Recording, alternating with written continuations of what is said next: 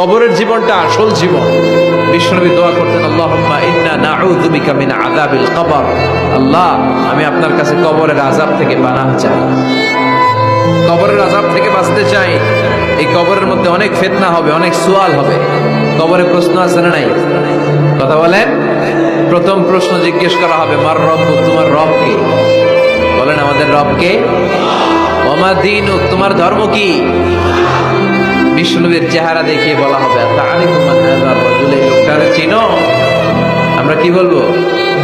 আমরা চিনি, উনি আমাদের প্রিয় রাসূল মুহাম্মদুর রাসূলুল্লাহ সাল্লাল্লাহু আলাইহি ওয়াসাল্লাম। এরপরে জিজ্ঞেস করা হবে, এগুলো কোত্থেকে শিখলা? আমরা বলবো কোরআন থেকে। ফায়ুফসাহু লাহু কবরুহু ৭০ যিরাআন। সুন্দর সুন্দর উত্তর করতে পারলে আপনার কবরটারে ৭০ হাত লম্বা করে দেওয়া হবে। ইফতাহু লাহু বাবুন ইলাল জান্নাহ, জান্নাতের দিকে একটা দরজা লাগিয়ে